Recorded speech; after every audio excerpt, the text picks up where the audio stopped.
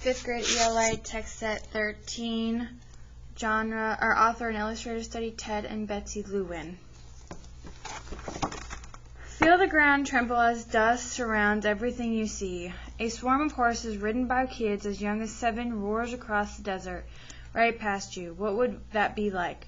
Ted and Betsy Lewin know because they traveled to Mongolia to see a race like this. Let's read Horse Song, the Nadam of Mongolia, and hear about their adventure.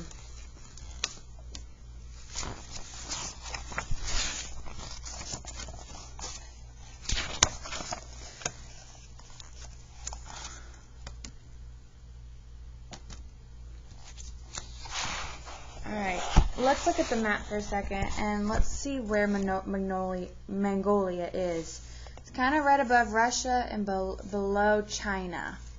Okay.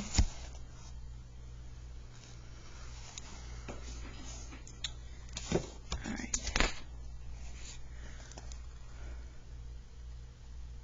Here's Mongolia, sandwiched between Russia and China. Alright, Mongolia. This captivating land is one of the few unspoiled wilderness areas in the world. The landscape ranges from snow-capped mountains and dense forests to the wide-open steppe and the sandy soils of the Gobi. It is home to perhaps the last horse culture on Earth. The people are warm and friendly. Out of the population of more than 2.5 million, about 1/3 lives in the capital of Ulaanbaatar. The rest are nomads who travel the vast countryside with their livestock in portable felt tent homes called jeers. They with their livestock carry with them only the most essential possessions, including richly ornamented everyday objects such as knives and saddles, and hand-carved and colorful painted stools and tables. Mongolian nomads and their horses are inseparable. Never shout at your horse, people say. It is your best friend. The horses are used for transportation and racing. They are small and have great strength and stamina, but are very uncomfortable to ride. To overcome this, riders often stand in their stirrups of their saddles while their horses trot. Riders need very strong legs muscle to do this. Every summer, Nadam festivals are held all around Mongolia to celebrate the country's most popular sports, wrestling, archery, and horse racing. The Nadam brings isolated nomads together to take part in the event, see friends and relatives, feast, and celebrate life. It is time for Mongolians to remember centuries of tradition and keep their cultural heritage alive. In the horse racing events, boys and girls are half-wild horses across the treeless steppes. For honor and glory, it is these legendary child jockeys we have come so far to see. So home to perhaps the last horse culture on Earth. What do you think the author means when they describe Mongolia in this way? Arrival. Are you Betsy and Ted? Asked a young woman as she steps from the crowd at the Ulaanbaatar airport. I'm your guide. My name is Bastron. It means fire warrior. It's a boy's name. My mother consulted a shaman before I was born, and I was told I would be a boy. Bastron laughs, then gestures to a giant of a man with a shaved head. This is Amar, our driver. Amar means peaceful mind. So off we go with Fire Warrior and Peaceful Mind on our great Mongolian adventure. Our trip is 800 pumpy, roadless miles in a minivan. Along the way, we encounter herds of horses, binks, yaks, 2 humped camels, and Mongolian four-eyed dogs. We see nomads on horseback wearing long robes called deals and general hats called Zhejiang Mongols, and are astounded by the throat singers playing horse-head fiddles.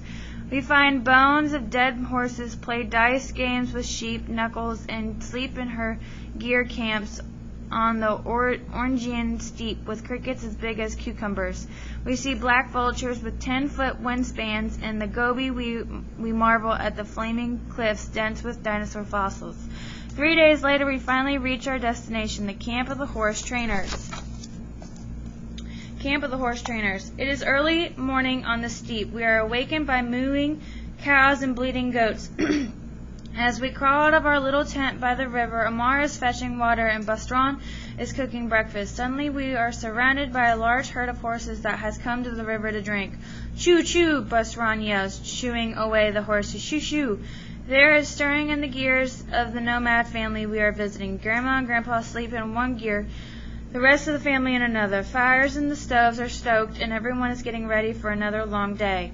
9-year-old Tamar, home from boarding school in town for the summer break, has much to do before he can tend to his racehorses. The special one he will ride is the Nadam. He and the other children must milk the cows and goats, then drive them out to pasture. Tamar returns and leads some of the horses down to the river for watering. The members of Tamar's family are some of the best horse trainers in the country. They welcome us into their gear. Sembian oo, they say hello. Sembian oo, we reply. We are offered the traditional bowl of aring, a fermented drink made from mare's milk, plus a dish of curds and lumps of sugar. The areg tastes like watery, fizzy yogurt and smells faintly of horses. Grandma is making fresh curds from the morning's milking of the cows and goats. The cheese-like curds are a staple of the family's diet. She slices them into squares with a long thread. Then they'll be dried in the sun on the roof of the gur.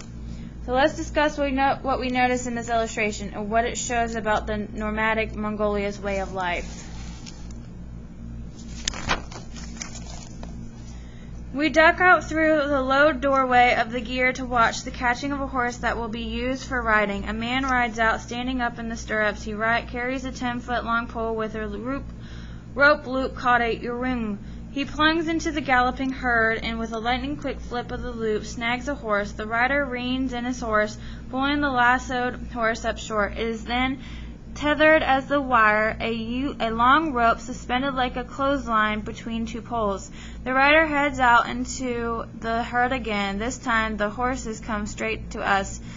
We don't know which way to go. Luckily, the herd, now only a few feet away, veers sharply to the left just as the rider lassos another horse.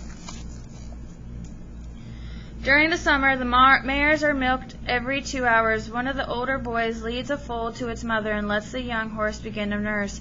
After a few moments, the foal is pulled away and some of the mare's milk is collected in a bucket. Then the foal is allowed to finish nursing. We each take a turn churning the mare's milk in the big plastic drum. The milk must be churned 1,000 times or more to start the formation that will turn into an arag. A new batch of arag is started every evening and fresh milk is added throughout the day. Out in front of the gear, Grandpa shows Tamar how to fix a girdle. We also talk about the stallions that will compete in the Nadam. Grandpa tells us a racehorse must have a narrow forehead, wide chest, flat back, and strong, slim legs. The racehorses receive special care starting months before the race. They are kept separated from the herd and tied at the Ua.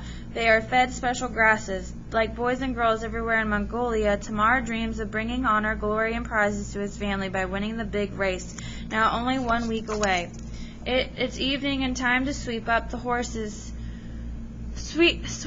horses to get them in shape for the race. Tamar is given a leg up by his father and then rides in a circle to warm up his mount. Yingo, in wailing, high-pitched voices. Tamar and the other young jockeys sing the traditional pre-race song to encourage the horses. The jockeys then ride toward the horizon until they are almost out of sight.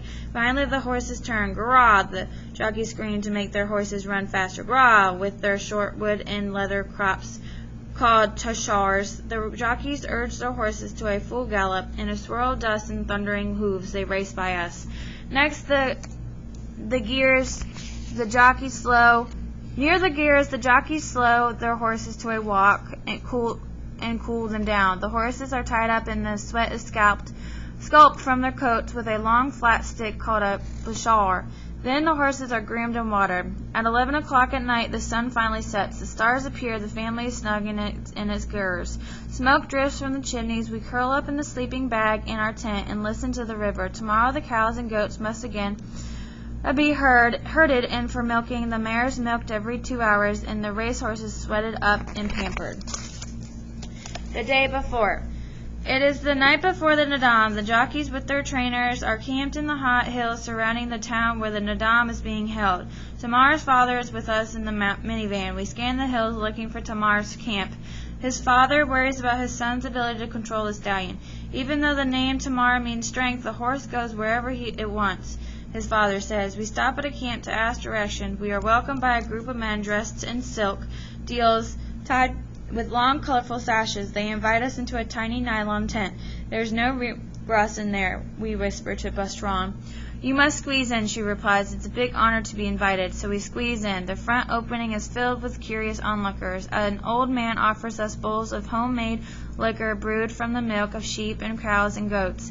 It warms our stomachs, making us feel very much at home. A little boy crawls into the tent. He is the jockey, who will ride the old man's horse in the Nadam. The boy grins at us, puffing out his chest and showing off. After 2 bowls of the warming milk drink, we reluctantly leave. We are still looking for the right camp. Soon Tamar's father spots us it on a distant hillside. So why is it important that Luwins enter the tent and drink what is offered? We join Tamar's father and group and sit with the men and jockeys. Curds, arag, and dried muttons are passed around. The jockeys eat heartily and joke with one another. Tamar is quiet, though he is thinking about the big race. After their meal, the man tied the horses' tails for decoration and to keep the tails from getting in the way of other horses when they race. The mounted jockeys then circle the campsite, singing Gingo, and ride out across the steep for one last sweat up before the Nadam. The jockeys and their trainers will spend the night at the horse camp. We leave them at 10 o'clock and return to the nearby Gir camp where we are staying. The sky is still bright blue and full of billowing clouds as our minivan drives along. We pass lines of mountain nomads, racehorses in tow, heading toward the town. The Nadam. Amar wakes us at 4 the next morning. We arrive in town before sunrise. In the distance, we hear the high-pitched strains of Gingo as the jockeys sing to their horses and circle the Uwa. Their wailing makes our hair stand on end. Soon, groups of jockeys with their trainers gather in the rose-colored light of the rising sun. It is the first race of the day, Tamar's race. The racers gather at the finish line. Then they will ride their horses at a walk 14 miles across the Gobi to the starting line, then race back here. The trainers take the lead, carrying tugs, long staffs topped with flowing white horse tails. The jockeys bunch up behind the leaders, and the procession starts off, heading toward a distant mountain peak.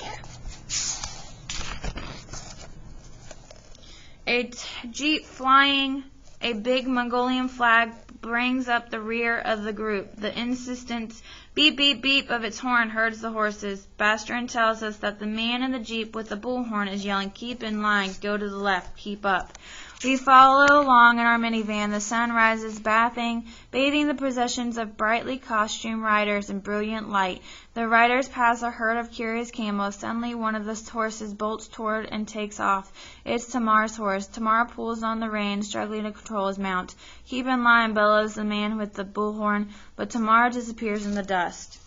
There goes Tamar. How does it make you feel as a reader when Tamar's horse takes off at this important moment?